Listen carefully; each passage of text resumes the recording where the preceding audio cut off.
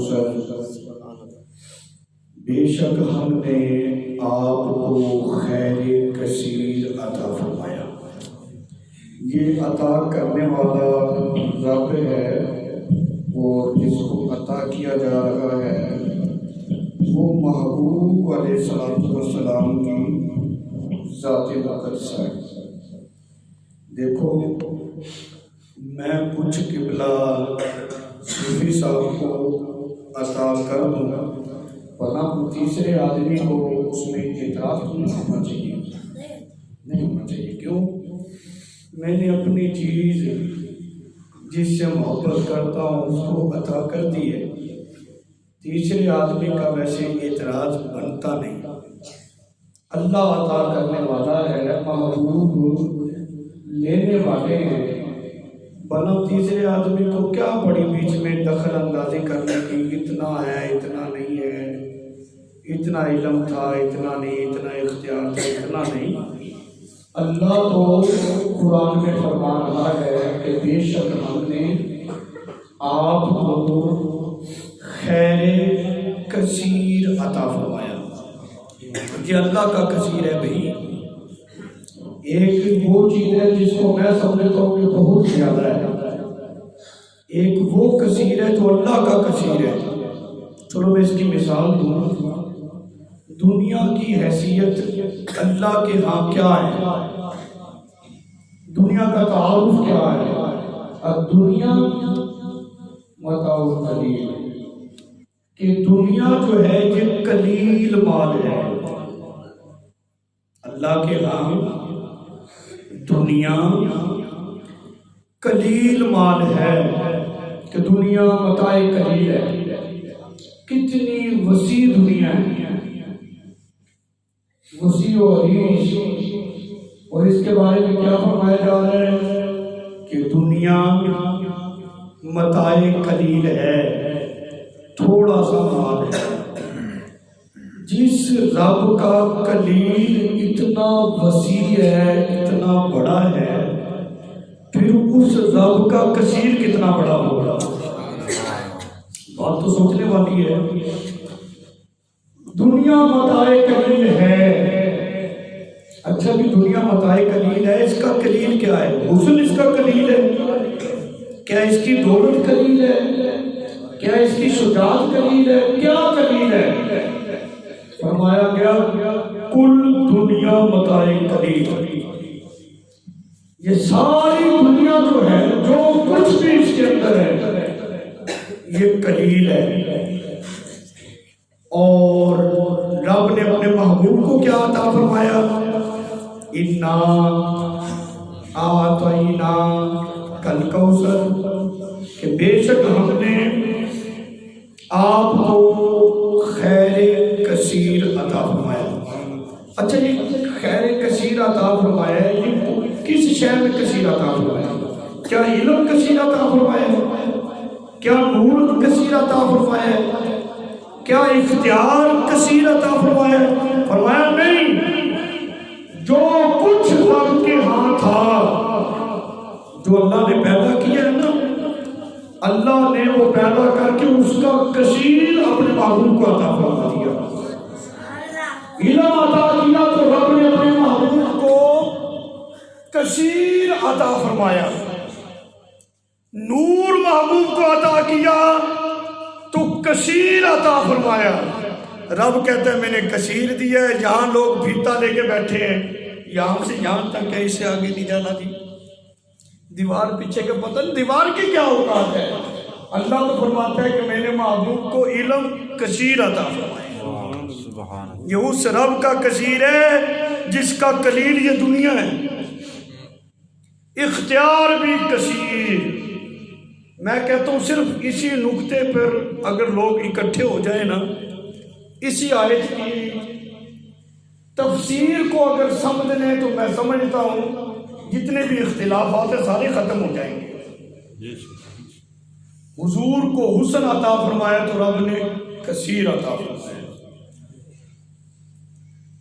اما جی عائشہ صدیقہ رضی اللہ تعالیٰ عنہ فرماتی ہیں میں اپنے گھر میں سوئی سے کپڑے سی رہی تھی، چراغ جل رہا تھا، ہوا کی وجہ سے بجھ گیا، حضور تشریف لائے، حضور کا نور دیکھو، سرکار تشریف لائے، عائشہ چراغ نہیں جلایا، عرض کی حضور جلایا تو تھا، ہوا کی وجہ سے بجھ گیا ہے۔ میرے آقا علیہ الصلوۃ والسلام مسکرائے، صدیق باپ کی صدیقہ بیٹی ام المومنین زوجہ رسول، اس کائنات کی محدثہ مفکرہ حضرت عائشہ فرماتی ہیں میں نے بس یہی عرض کرنا تھا، حضور مسکرائے، آپ کے دندان مبارک سے ایسی نور کی شعاعیں نکلی کہ پورا کمرہ جو ہے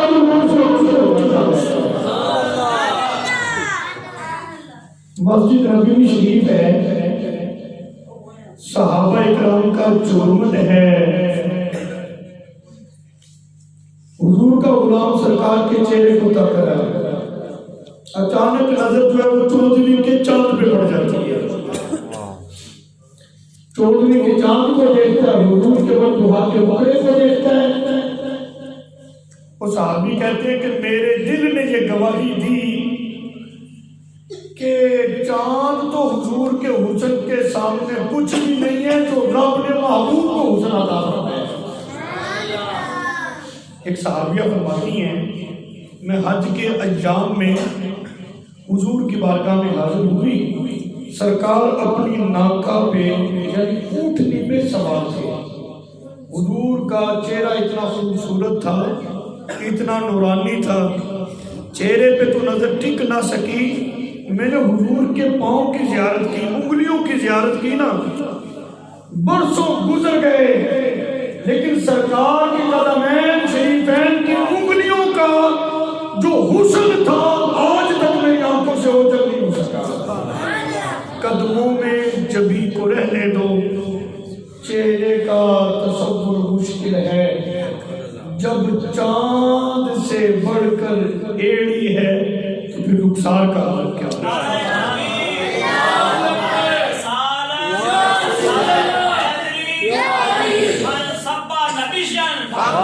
من صبا نبیشن تاجدار ختم نبوت، تاجدار ختم نبوت، لبیک لبیک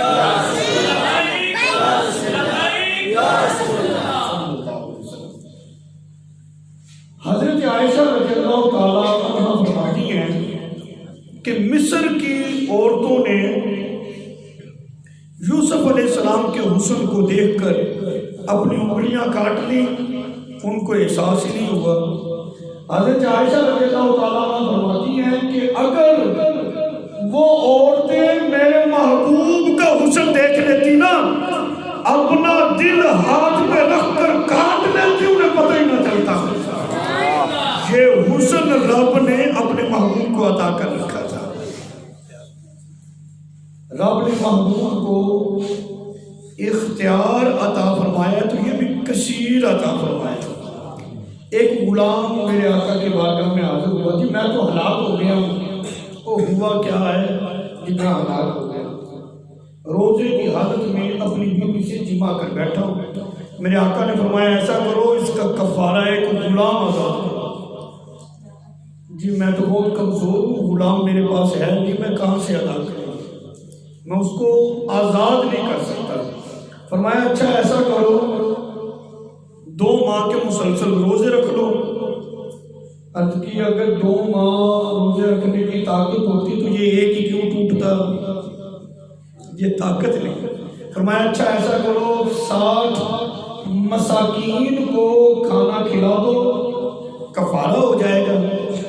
حضور میں تو بہت غریب ہوں، اپنا بچوں کا پیٹ بمشکل پالتا ہوں، اتنے سارے لوگوں کو کھانا کیسے کھلاؤں؟ میرے آقا علیہ السلام نے یہ نہیں فرمایا یہ رب کا دین ہے، اور یہ ایک کفارے کی صورت تھی جو میں نے تمہارے سامنے ذکر کر دی، کر سکتے ہو تو ٹھیک ہے، اس سے آگے میں نہیں کچھ کر سکتا۔ نہیں، فرمایا اچھا تم کچھ نہیں کر سکتے، آگے ہو میری بارگاہ میں، ایسا کرو بیٹھ جاؤ۔ اب حضور کا اختیار دے گا، فرمایا بیٹھ جاؤ، کچھ دیر کے بعد نبی پاک علیہ السلام کی بارگاہ میں کھجوروں کا ٹوکرا بطور تحفہ پیش کیا گیا. سرکار نے فرمایا میرا غلام کدھر ہے؟ وہ لبیک کہتے ہوئے حاضر ہو گئے کہ میں حاضر ہوں. فرمایا یہ کھجوریں اٹھا لو، مدینہ شریف کے جتنے بھی فقراء ہیں غریب ہیں ان میں تقسیم کر دو، تمہارا کفارہ ادا ہو جائے گا. وہ پھر کھڑے جی مجھ سے بڑھ کر تو مدینہ شریف میں کوئی غریب ہی کوئی نہیں. سرکار علیہ السلام نے فرمایا اچھا تو جس نبی کی بارگاہ میں آ گیا ہے نا، تو جس نبی کا کلمہ پڑھتا ہے اس نبی کو رب نے اتنا اختیار عطا کر رکھا ہے، چاہے تو مجرم کو معاف کر دے، چاہے تو اس کو تحفہ دے کے نماز بھی دے. فرمایا جا یہ کھجوریں گھر لے جا، خود کھا، بچوں کو کھلا، رب تیرا کفارہ قبول کر لے گا. جا. یہ اللہ نے محبوب کو اختیار عطا فرمایا. حضرت جابر نے دیکھا کہ نبی پاک علیہ السلام تشریف فرما ہے. ہوا سے کپڑا ہٹا، حضور کے شکم عطر پر پتھر بندھا ہوا ہے بھوک کی وجہ سے. جس نبی کے صدقے ساری کائنات بنی اسرائیل کے لیے من سلوہ اتر سکتا ہے، جس نبی کے صدقے جنت بنی ہے حضور کے لیے کچھ نہیں آ سکتا تھا جنت میں سے، سب کچھ ہو سکتا تھا. اگر حضور جنتی کھانے منگوا کر کھاتے رہتے تو ہمارے لیے بھی یہ سنت ہوتی، ہم کیسے کرتے یہ سارا کچھ. سرکار اپنی امت کو دیکھ رہے تھے نا، ابھی کچھ کمزور بھی ہوں گے نا، خود فاقہ کر کے صبر کر کے اپنی امت کی تربیت کی کہ دکھ ہو سکھ ہو یہ صبر کریں، ان کے لیے صبر بھی سنت بن جائے. حضرت جابر نے دیکھا تو عرض کی، گھر میں جا کر مشورہ کیا، کچھ دو ہیں بکری کا بچہ ہے. عرض کی حضور آپ اور کچھ 4 صحابہ اپنے ساتھ غلام یہ آ جائیے گا، 40 غلاموں کو لے کر میری ہاں آپ کی دعوت ہے. دعوت کرنا صحابہ کی سنت ہے، قبول کر لینا یہ پیارے آقا علیہ السلام کی سنت. حضور نے فرمایا ٹھیک ہے. اب صورتحال خندق والوں کی یہ تھی کہ سبھی بھوک کی وجہ سے لاچار ہو چکے تھے. سرکار نے فرمایا ایسا کرو اعلان کر دو سب کی جابر کے ہاں دعوت ہے. آنے میں کچھ تاخیر ہوئی. حضرت جابر نے کہا دیکھو تو صحیح سرکار ابھی تشریف نہیں لائے. دیکھا تو ہزاروں کا مجمع ہے، وہ جلوس ہے، وہ ریلی ہے. سرکار کی قیادت میں سارے صحابہ حضرت جابر کی طرف آ رہے ہیں، ان کے گھر کی طرف. اتنے سارے لوگ دیکھ کر پھر بتقاضے بشریت گھبرائے کہ ہم نے تو چند کی دعوت کی تھی، وہ تو سارے خندق والے تشریف لا رہے ہیں حضور کے ساتھ. آپ کی بیوی بڑی سیانی تھی، کہنے لگی جابر کوئی پریشان ہونے کی بات نہیں ہے، جن کی دعوت ہم نے کی ہے وہ ہماری ذمہ داری ہے، جن کو حضور نے دعوت دی ہے سرکار خود کرم فرمائیں گے. اب حضور تشریف لائے. یہ کرونا کا مسئلہ تازہ گزرا، آپ جانتے ہو.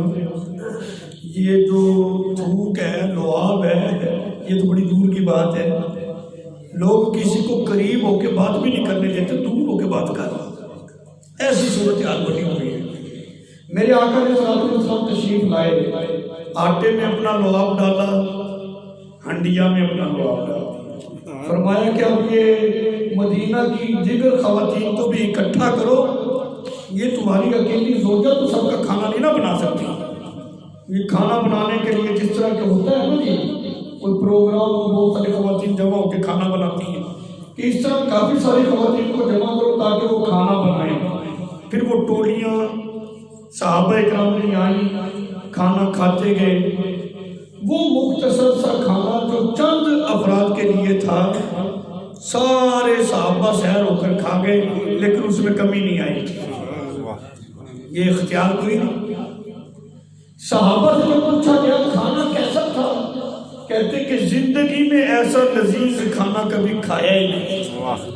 اتنی لذت حضور نے تو لعاب ڈالا تھا، فرمایا کہ یہ کھانا جنت سے آیا ہے۔ حضور کی مثل بننے کا لوگوں کو بڑا شوق ہے۔ سرکار کا لعاب تو وہ ہے کہ جس کھانے میں ڈل جائے اللہ جنت کے ذائقے اس میں عطا فرما دیتا ہے۔ یہ اختیار اللہ تعالیٰ نے قوم کو عطا کر رکھے تھے۔ مسجد نبوی شریف میں ابھی منبر تیار نہیں ہوا تھا، کھجور کا خشک تنا، خشک لکڑی، اس کو وہاں پہ لگا دیا گیا۔ تو سرکار علیہ السلام اس کا سہارے سے واضح وصیت فرماتے، خطبہ ارشاد فرمایا کرتے تھے۔ تقریباً میری معلومات کے مطابق 4 دن اس خشک لکڑی کو نبی پاک علیہ السلام کی صحبت میسر ہو گئی۔ 4 دن منبر تعمیر ہو گیا، نبی پاک علیہ السلام منبر پہ تشریف لے آئے۔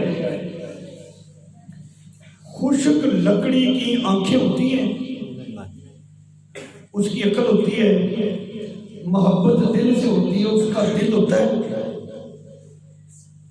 نہ عقل، نہ آنکھیں، نہ کان، نہ دل، نہ شعور، کچھ بھی نہیں۔ اس کو کیا علم ہونا چاہیے کہ کون اس کے ساتھ کھڑا ہو کر خطبہ دیتا رہا، کون نہیں تھا اور کون اب چلا گیا، اس کو کیا علم ہونا چاہیے؟ آج تو لوگ کہتے ہیں نا حضور کو دیوار پیچھے کا پتہ نہیں، میں کہتا ہوں یہ سوال ہی فضول ہے۔ سوال کرنا تو یہ کرو کہ جو دیوار پیچھے ہے وہ حضور کو جانتے ہیں کہ نہیں۔ منبر تعمیر ہو گیا، صحابہ فرماتے ہیں سرکار منبر پہ تشریف فرمائے، رونے کی آواز آ رہی ہے، ہم نے بڑا تلاش کیا، آواز ہے رونے والا نہیں لگا کہ رو کون رہا ہے، بہت تلاش کیا۔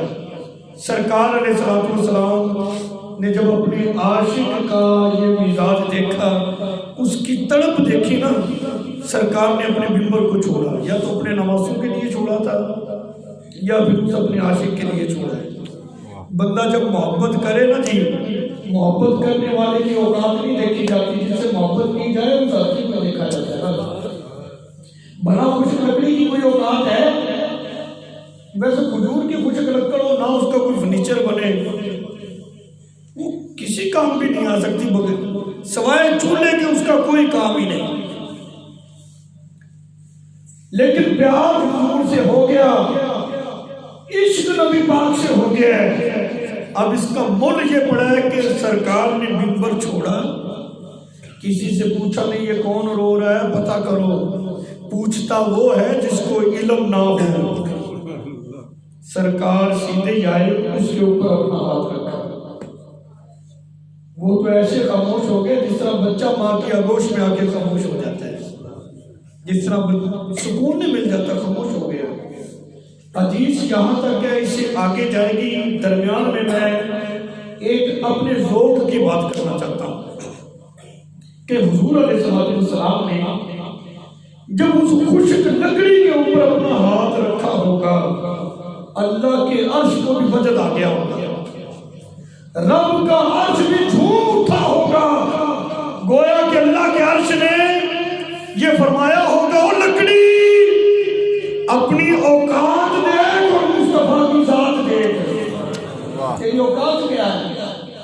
لیکن حضور کی ذات دیکھ، جس نبی کے قدموں کی دھول کے لیے میں برسوں سے انتظار میں ہوں کہ سرکار کا گزر ہو، میں حضور کے قدموں کی دھول کو بوسے دوں۔ آج وہ نبی ید اللہ والے گورے گورے ہاتھ اس نے تجھ پہ رکھ دیے ہیں اپنے مقدر پہ مان کر۔ تو جب بندہ عشق کرے، پیار کرے، پھر اس کا مول پڑتا ہے۔ کسی دنیا دار سے محبت ہو جائے، بندہ ٹوٹ کے پیار کرے، اس کا صلہ نہ ملے، ممکن ہے، دنیا ہے نا جی، دھوکہ ہو جاتا ہے۔ لیکن حضور کی محبت ایک واحد ایسی شے ہے کہ جب بندہ محبت کرے نا تو سرکار محبت کرنے والے کی اوقات نہیں دیکھتے، اس کا اخلاص دیکھتے ہیں، اس کی محبت، اس کے عشق کو دیکھتے ہیں اور پھر اس کو نواز ہی دیتے ہیں۔ نوازا کیسے ہے؟ جس نے حضور سے پیار کیا حضور نے نوازا ہے۔ حضور کے ایک صحابی تھے حضرت ربیعہ، کام کیا تھا؟ وضو کرواتے تھے، سرکار کی ایک مرتبہ بیٹھے بڑی لہر، جس میں بندہ بڑی لہر سے بیٹھا ہے، سرکار خوش ہو گئے تھے سے، فرمایا صدر رضیہ کیا مانگتا ہے؟ عرض کی حضور جس طرح یہاں نوکری کی سعادت حاصل ہے، خادم ہوں، بس جنت میں بھی یہی ڈیوٹی لگ جائے، میں آپ کا خادم بن جاؤں۔ فرمایا یہ تو تیرے مانگنے سے پہلے پورا ہو گیا ہے، اور مانگ، کیا مانگتا ہے؟ حضور بس یہی کافی ہے۔ فرمایا اور مانگ۔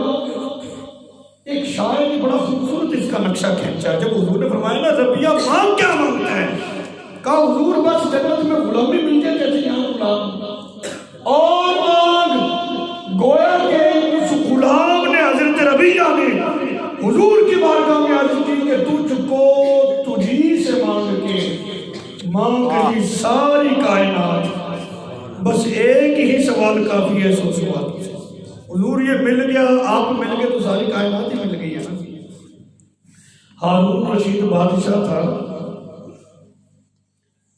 اس نے اپنے سارے درباریوں میں اعلان کیا بھی میرے خزانوں کے دروازے کھلے ہیں، جاؤ لوٹ لو جو لوٹ سکتے ہو۔ درباری تو ٹوٹ کے پڑ گئے سارے مال کو، کوئی درہم دینار سونا چاندی مال لوٹ گئے۔ ایک لوٹی تھی وہ کھڑی ہوئی اور اس نے ہارون رشید بھی ہاتھ رکھ دیا۔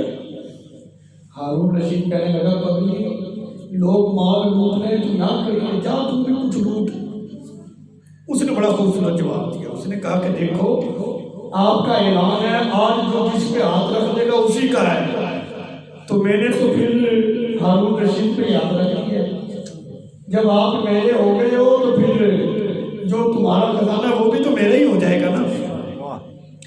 دنیا کے پیچھے لگ کے اپنی زندگی کو خراب نہ کرو، اگر کچھ حاصل کرنا چاہتے ہو جس کے صدقے کائنات بنی ہے اسی میں کمی نہیں آ سکتا۔ حضور مل گئے تو سمجھو سارا کچھ ہی مل گیا۔ سردیوں کی ٹھنڈی رات، کام حضرت ربیہ کا کیا تھا؟ حضور کو وضو کروانا، دروازے پہ پانی کا مشکیزہ لے کے ہاتھ باندھے کھڑے، ٹھنڈی رات ہے۔ حضور نے فرمایا ربیہ ایسا کر تو گھر چلا جا، صبح آ میں تجھی سے وضو کروں گا کسی سے نہیں، بڑی ٹھنڈی رات ہے، جا کے کچھ آرام کر لے، صبح کو فجر کے ٹائم آ جانا۔ نہیں جی میں تو بس جب تک خدمت کر نہیں نہ لیتا، جب تک وضو کروا نہیں لیتا تو میں نہیں جانے والا۔ اور فرمایا میں نے کہا نا تجھی سے وضو کروں گا، جا، اگر تو آ سکا تو ٹھیک ہے، اگر تجھے تاخیر ہوگی تو تجھے اجازت ہے، کوئی مسئلہ نہیں، گھر آرام کر لے۔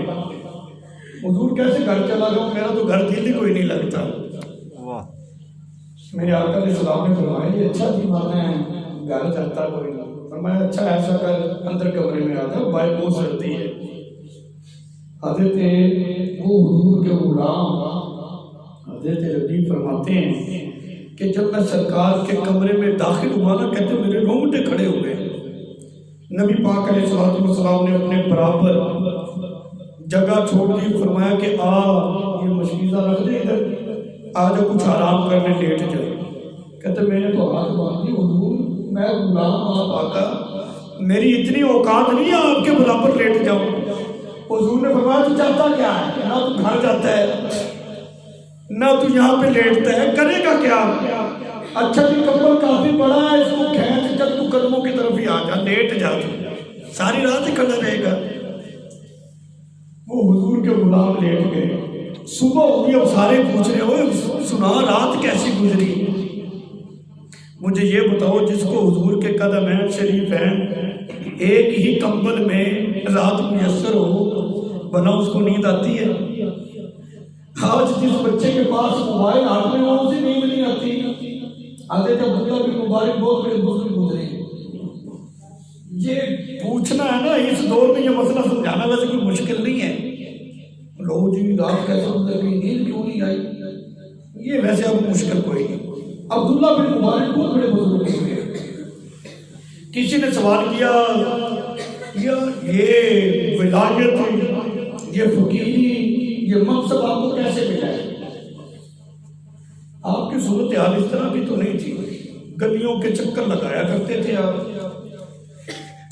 وہ سچے لوگ تھے نا، سچے لوگ تھے اس لیے سچی بات کر دی.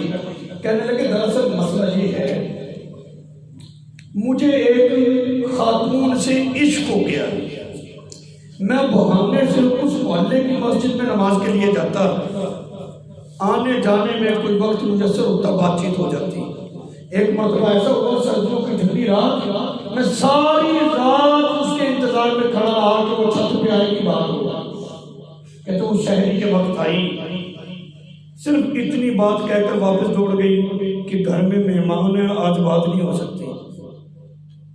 کہہ کے واپس چلے گئی. کہتے مجھے کچھ بھی نہیں ہوا, نہ ٹھنڈ کا, نہ سردی لگی, نہ رات گزرنے کا احساس, نہ نیند, نہ تھکاوٹ. میں کھڑا کھڑا فجر کے لیے مسجد میں گیا. حضرت عبداللہ بن مبارک فرماتے ہیں میں نے نماز فجر پڑھ کے بیٹھا تھا, میں خیال آ گیا وہ عبداللہ ایک عورت کے عشق میں نہ تھکاوٹ کا احساس, نہ نیند کا احساس, نہ سردی کا احساس, اتنا لطف اس عشق میں. اگر یہ عشق رب سے ہو جائے پھر پتہ نہیں کتنا کا لطف ہوگا. کہتے بس وہ بدل گیا سارا کچھ, رب سے عشق ہو گیا, رب نے یہ مقام عطا کر دیا. جب یہ محبت بندے کو ہو جائے رات گزرنے کا پتہ نہیں چلتا. صحابی سے اس غلام سے دیگر صحابہ پوچھتے ہیں یا سنا رات کیسے گزری. کہتے دکھ اس بات کا ہے کہ رات گزر کیوں گئی, اتنی جلدی گزری کیوں, اس کا دکھ ہے.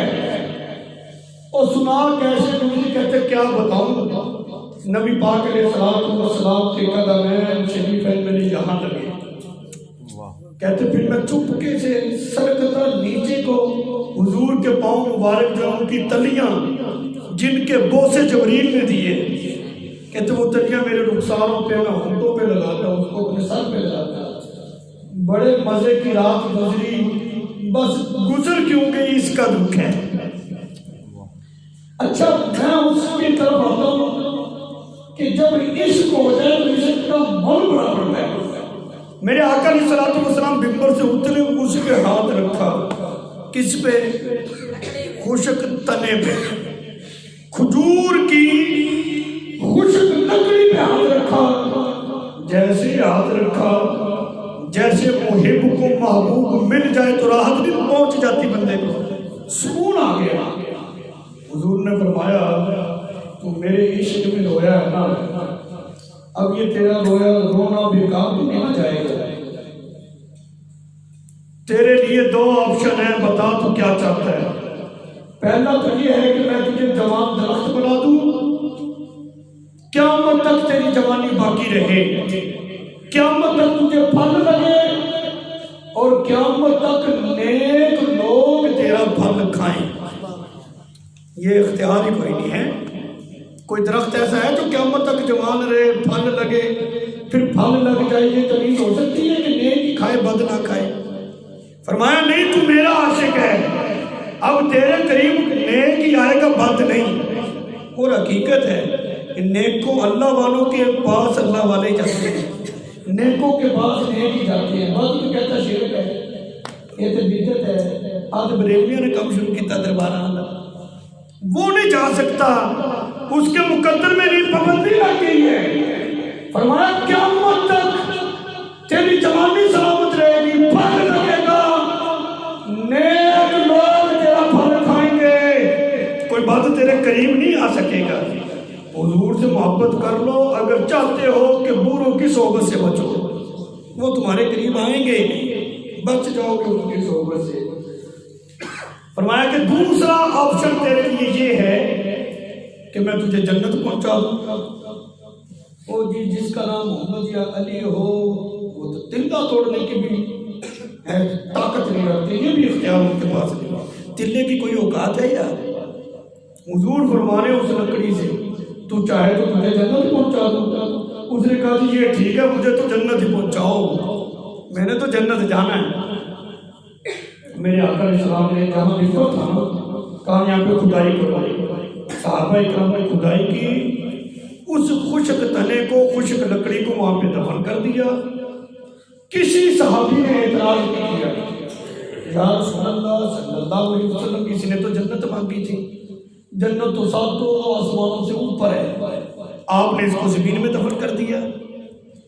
کسی صحابی نے یہ اعتراض نہیں کیا مانگی جنت تھی اور دفن اس کو زمین میں کر دیا، کیوں؟ صحابہ کا یہ عقیدہ تھا، صحابہ یہ جانتے تھے رب نے جنت بنا کر مالک محبوب کو بنا دیا ہے، ان مالکہ کی مرضی ہے جنت ادھر دے یا قدمہ چ دے، یہ مالکوں کی مرضی ہے۔ یہ صحابہ کا عقیدہ تھا۔ او جی جنت کی توہین ہو گئی، وہ تو ساتوں آسمانوں سے اوپر ہے، ہر ایک نے جنت کی خواہش کی ہے، تم نے قدموں کے نیچے کر دی۔ میں نے کہا لگتا ہے تم نے حدیث پڑھی ہوئی، حدیث تو بڑے شوق سے تو بیان کرتا ہے کہ اولاد کی جنت ماں کے قدموں کے نیچے، یہ ماں کے قدموں کے نیچے آئے تو توہین کوئی نہیں ہوتی، جس کے صدقے ساری کائنات بنی ہے ان کے قدموں کے نیچے آ جائے تو کیوں تکلیف ہوئی بھائی؟ وہ جن لکڑی کا جنت میں کیا کام؟ حدیث کا کہتے تم مفہوم صحیح سمجھے نہیں، خشک لکڑی کا بھلا کوئی کام ہے؟ اوچے کوئی آگ بالنی ہے، اوچے کوئی چاہ پکانی ہے، فضول قسم کے اعتراضات۔ خشک لکڑی کا جنت میں کیا کام؟ جنت نور ہے، وہاں تو نور والی چیزیں ہونی چاہیے۔ میں نے کہا اچھا اگر تم نے قرآن پڑھا ہے تو مجھے یہ بتا اصحاب کہف کا کتا جنت جائے گا کہ نہیں؟ وہ کتا جو اصحاب کہف جو اللہ کے ولی تھے ان کی صحبت میں رہا، وہ جنت جائے گا کہ نہیں؟ اصحاب کہف ان کی صحبت میں رہنے والا کتا جنت جا سکتا ہے، جس کو صحبت میں آقا کی میسر ہوئی ہو تو وہ لکڑی کیوں نہیں جا سکتی بھائی؟ میں کہتا ہوں عشق کی شمع کو اگر اندر روشن کیا جائے نا تو پھر بندے کو سمجھ آتی ہے کہ قرآن کیا فرما رہا ہے۔ اندر ہی اندھیرا ہو تو پھر کیا بندے کو، پھر اس کو قرآن کی بھی سمجھ نہیں آئے گی، حدیث کی بھی نہیں آئے گی، وہ کیسے اس چیز کو سمجھ پائے گا؟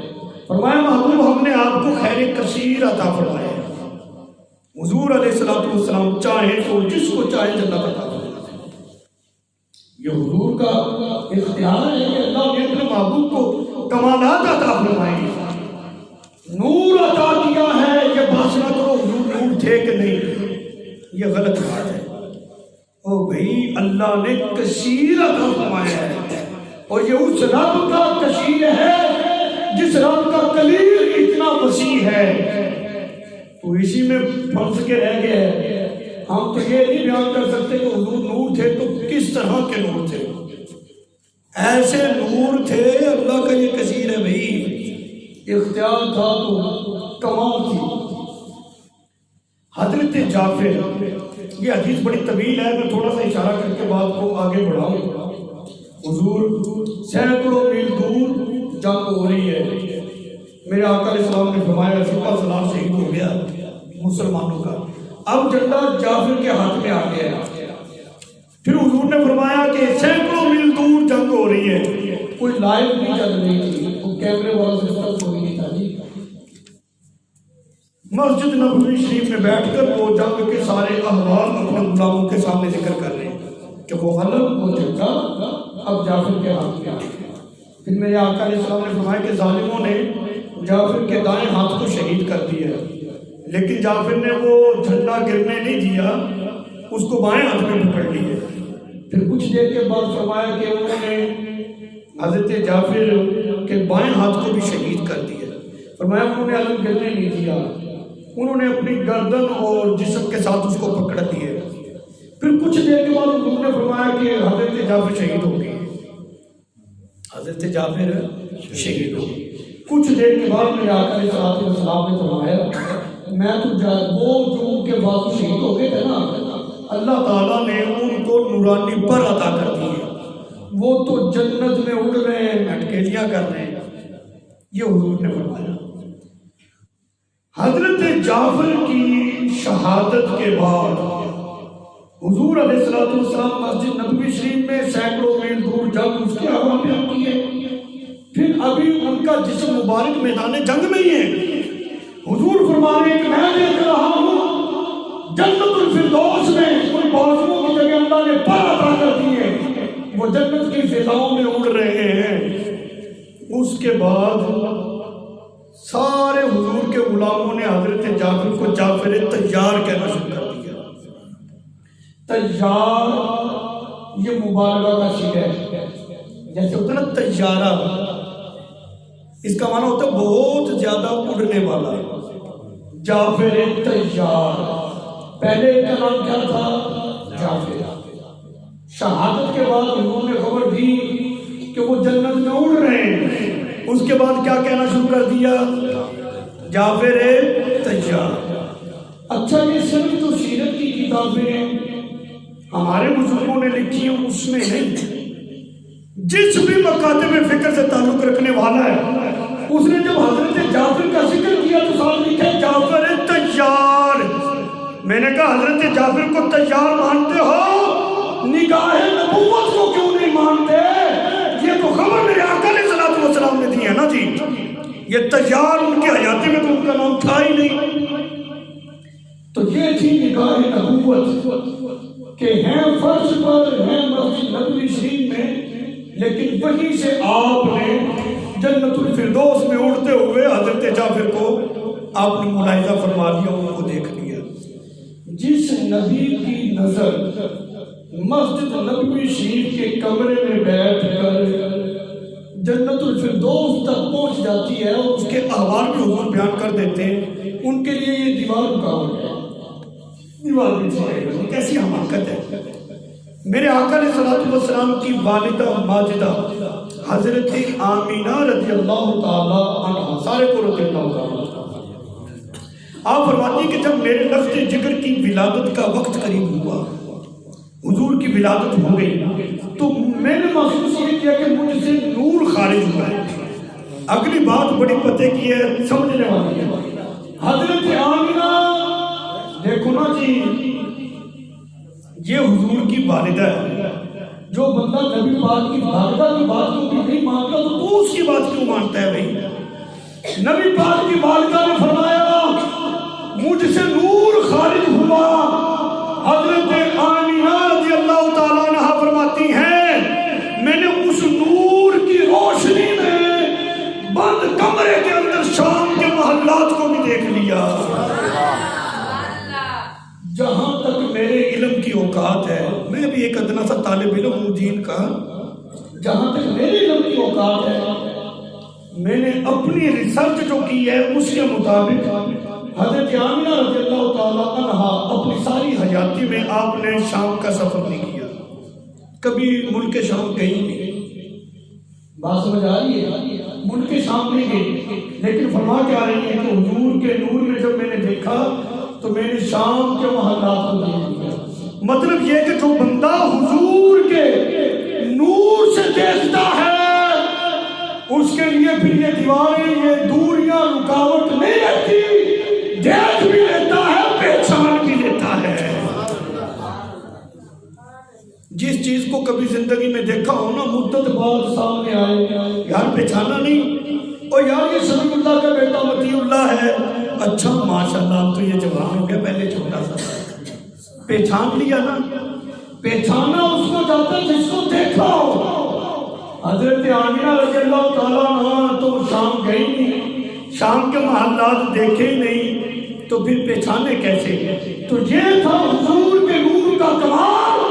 تو نبی پاک علیہ السلام کی بات کرتا ہے، لیکن حدیث سے یہ ثابت ہو رہا ہے جو حضور کے نور سے دیکھتا ہے، نہ دوریاں رکاوٹ بنتی ہیں، نہ دیواریں رکاوٹ بنتی ہیں، دیکھ بھی لیتے ہیں، بلکہ وہ نور کی طاقت سے اللہ تعالیٰ معرفت بھی عطا فرماتا ہے۔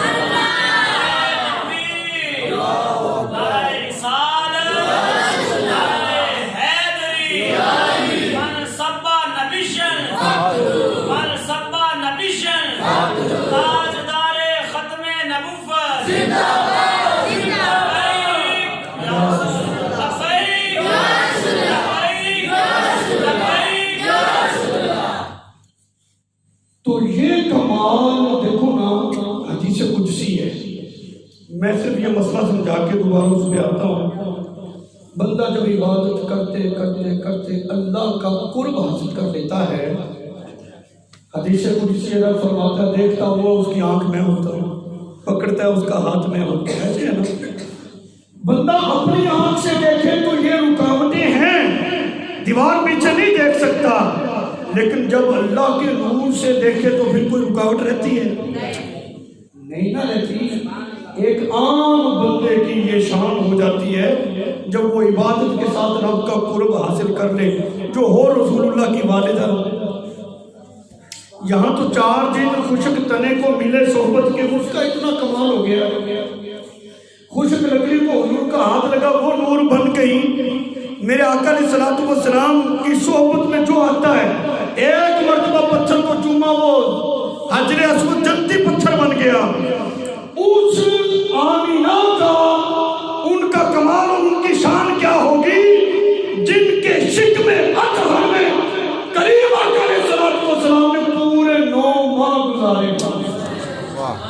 یہاں تو ایک مرتبہ بوسا پتھر کا حضور دے تو اس کی اتنی شان۔ حضور نے کنکریوں کی طرف توجہ فرمائی، ابو جہل کی جو ہاتھ میں تھی ان کو زبان بھی مل گئی، فٹافٹ انہوں نے سیکھ بھی لیا اور کلمہ شہادت شروع کر دیا۔ اچھا جی، تھوڑی سی توجہ سے اتنی شان، تھوڑی سی صحبت سے اتنا مقام۔ حضرت آمنہ رضی اللہ تعالیٰ عنہ کی کوئی شان نہیں۔ کتنا بدبخت ہے وہ بندہ جو رسول اللہ صلی اللہ علیہ وسلم کے والدین کی امام کی تو ہے، وہ مسلمان تھے کہ نہیں؟ اسے کہا چل اپنے امام کی فکر کر، تیرے پاس کیا سند ہے کہ تو صاحب ایمان ہے، تو حضور کے والدین کے بارے میں بکواس کرتا ہے؟ یہاں تو اتنا سی صحبت سے رب اتنا بڑا مقام عطا کر دیتا ہے، تو پھر حضور علیہ السلام کے والدین کی شان بھی برابر برا ہے، ان کے مقام کو بھی کوئی نہیں پہنچ سکتا۔ اب آ جاؤ اس نقطے پہ جہاں پر میں تمہیں لے کر جا رہا تھا کہ اللہ تعالیٰ نے جو چیز بھی اپنے محبوب کو عطا فرمائی ہے، حضرت قتادہ حضور کے بارگاہ میں آ گئے، جی تیر لگائے آنکھ پہ ڈیلا باہر آ گیا۔ حضور نے یہ نہیں فرمایا میں تو تمہیں دین سکھانے آیا ہوں، میں تمہیں قرآن پڑھانے آیا ہوں، دین کی تعلیم دینے آیا ہوں، کسی حکیم کے ڈاکٹر کے پاس جاؤ نہیں۔ سرکار نے اپنا مبارک لواب، یہ کرونا والے مسئلے میں اب مسئلہ سمجھ آنا چاہیے، جو مصر بننے کا بڑا جن کو شوق ہے نا، وہ جی ظاہری ہاتھ ایسے تھے۔ میں نے کہا تو ظاہر کو دیکھ رہا ہے، اس نبی کی انگلی اٹھے تو چاند کے 2 ٹکڑے کر کے رکھ دیتا ہے، تو بنتا ہے مصر حضور کی، تو کہتا ہے جیسے ہاتھ حضور کے تھے ویسے ہمارے ہیں۔ نبی کا ہاتھ ٹکڑا اٹھے تو ڈوبا ہوا سورج اصل کے مقام پہ آ جاتا ہے، جیسے حضور کے پاؤں تھے ویسے ہمارے۔ میں کہتا ہوں حضور کے پاؤں کلنان شریف ہیں تو وہ تھے، ایک زمین پہ ہوتا تھا دوسرا رب کے عرش پہ ہوتا تھا، وہ حضور کی بات کرتا ہے۔ حضرت قتادہ حضور ڈیلا بھائی آ گیا، سرکار نے اپنا مبارک لعاب لگایا، دوبارہ اسی مقام پہ رکھ دیا۔ حضرت قتادہ کیا فرماتے ہیں؟ حضور کے صحابی ہیں، جھوٹ تو نہیں نہ بولتے، حضور کی تربیت ہی یافتہ ہے، سرکار سے انہوں نے دین پڑھا ہے، حضور کی خدمت میں رہا کرتے تھے۔ حضرت قتادہ نے صحابہ میں اعلان کیا کہ جس آنکھ پہ حضور نے اپنا لعاب لگایا ہے، یہ آنکھ دوسری آنکھ کی بنسبت حسن میں بھی زیادہ ہوگی اور نظر میں بھی زیادہ ہوگی۔ آج لوگوں کو زیادہ دین آ گیا ہے، وہ بھی بوجھ اٹھانے سے زیادہ دین نہیں آتا، یہ غلط فہمی ہے، یہ تو محبت سے آتا ہے، پڑھنے سے آتا ہے۔ لوگوں نے سمجھ لیا جتنا زیادہ بوجھ ہوگا اتنا ہی زیادہ علم آ جائے گا، ایسے نہیں ہوتا۔ اگر یہ بوجھ اٹھانے سے علم آتا اور بندہ مبلغ بنتا تو پھر کھوتا تو سب سے بڑا مبلغ ہوتا نا، اتنا وزن کھینچتا ہے وہ۔ بات جو میں کر رہا تھا، اعلان کر دیا صحابہ میں، حسن میں بھی بڑھ گئی ہے دوسری آنکھ سے، نظر میں بھی بڑھ گئی ہے۔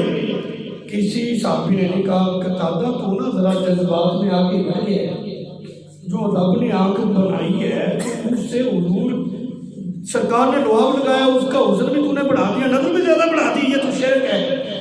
کسی نے اعتراض نہیں کیا، کیوں؟ صحابہ یہ جانتے تھے جس کو حضور عطا کر دے وہ بھی رب کا ہی عطا کرنا ہوتا ہے، کیونکہ سارے خزانے دیے تو رب نہیں ہے نا۔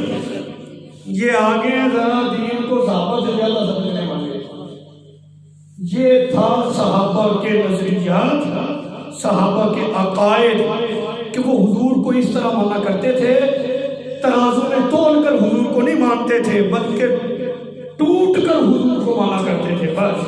وہ کہتے ہیں حضور سے بڑھ کر کائنات کی کوئی شے نہیں ہے. ساری باتیں کرو، حضور کے بارے میں کوئی بات کی صحابہ کرام اپنے آپ سے باہر ہو جایا کرتے تھے. ایسا والہانہ پیار اور ایسے جذبات وہ نبی پاک علیہ السلام کے بارے میں رکھا کرتے تھے. اتنے پختہ ان کے نظریات تھے، یہ عقیدہ صحابہ کا تھا. تو تمہیں مبارک ہو کہ الحمدللہ ہمارے عقائد و نظریات وہی ہیں جو صحابہ کے تھے آج سے 1400 سال پہلے. وہی الحمدللہ ہم اہل سنت حنفی بریلویوں کے. کوئی مسئلہ بھی ایسا نہیں ہے جو قرآن و سنت سے ہٹ کے ہو.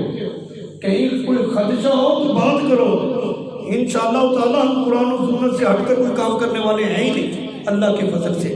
لیکن ٹائم ہو گیا ہے، اب میں یہاں پر بات کو سمیٹ دوں. اللہ تعالیٰ نے اپنے محبوب کو خیر کثیر عطا فرمایا. اس میں بڑے پہلو ہیں، جس پہ بھی بات کریں گے اسی پہ گھنٹہ لگ جائے گا. بس یہاں پہ میں بات کو یوں کہہ کے سمیٹ دوں. عطا کرنے والا ہے رب، اور اس نے کثیر عطا کیا ہے، اور یہ کثیر اس رب کا ہے جس کا کلیم کتنا بڑا ہے. مجھے یہ بتاؤ تم اس کثیر کو اس وقت ترازو میں توڑ سکو گے جب اس کے کلیل کو توڑو. پہلے تو اس کائنات کی وسعتوں کو شمار کرو جو اللہ کا کلیل ہے، پھر جا کے بات کرنا جو رب نے اپنے محبوب کو کثیر عطا کیا ہے. تو لہٰذا یہ بہت فضول سی بات ہے. ایسے مسائل میں یہ علماء کے مسائل ہوتے ہیں. جو بندہ اس چیز سے واقف ہی نہیں کہ اللہ تعالیٰ نے اپنے محبوب کو کتنی شانیں عطا کی ہیں، میں سمجھتا ہوں یہ بہت بڑی حماقت ہے کہ جس نبی کا کلمہ پڑھا جائے پھر اسی نبی کے بارے میں یہ بات کی جائے. حضرت سفینہ یہ بھی تو حضور کے صحابی تھے نا، گرفتار ہو گئے، قید سے نکلے، جب گئے نا تو جنگل میں شیر آگے آ گیا.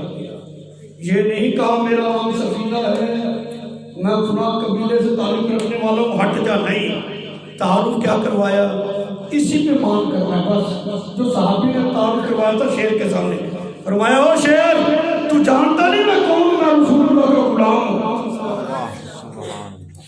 جب یہ تعارف شیر کے سامنے ہوا وہ بھی دودھ ہلاتے ہوئے بیٹھ گیا، جیسے کتا نہیں اپنے مالک کی چاپلوسی کرتا ہے، خوش آمد کرتا ہے اس کی. پاؤں کو چاٹنے لگا، کہنے لگا جن کا نام تم لے رہے ہو نا ان کے ماننے والے تو ہم بھی ہیں. تو یہ ہے کہ ہر مشکل میں اسی بات پہ فخر کیا کرو کہ رب کا شکر ہے کہ ہم رسول اللہ کے غلام ہیں، اور اسی غلامی میں اللہ تعالیٰ استقامت دے. بس اسی غلامی میں ہم دنیا سے چلے جائیں، اور اس غلامی کا صدقہ ہماری قبر بھی بہتر ہوگی، آخرت بھی بہتر ہو جائے گی. اسی غلامی کے صدقے فخر ہے رب جنت بھی عطا فرمائے گا. دین دنیا آخرت کی ساری بھلائیاں حضور کی غلامی میں بندے کو غلام بن کے رہنا چاہیے، نیاز مند بن کے رہنا چاہیے. نیاز مند بندہ جو ہوتا ہے نا، جو غلام ہوتا ہے وہ آقا پہ تبصرے نہیں کرتا. کوئی غلام دیکھا جو اپنے مالک پہ تبصرے کر رہا ہو، یہ تھے یہ نہیں تھے، فلاں تھے فلاں نہیں تھے. تو غلام ہے، غلام بن کے رہے. یہ غلاموں کے کام نہیں ہوتے. غلاموں کا کام یہ ہوتا ہے کہ جو حکم آ جائے بس سر جھکا کے مانے. ماننے والی بات کرو، کرنے والے کام کرو. یہ تبصرے یہ ہمارا مقصد نہیں ہے. حضور کو ماننا ہے جیسے بابا جی فرماتے تھے انے واہ ماننا ہے بس. حضور سے پیار کرو انے واہ کرو. آخر میں دعا ہے اللہ تعالیٰ آج کی اس میلاد شریف کے صدقہ سے مجھ سمیت ہم سب کو دین دنیا آخرت کی ساری بھلائیاں عطا فرمائے.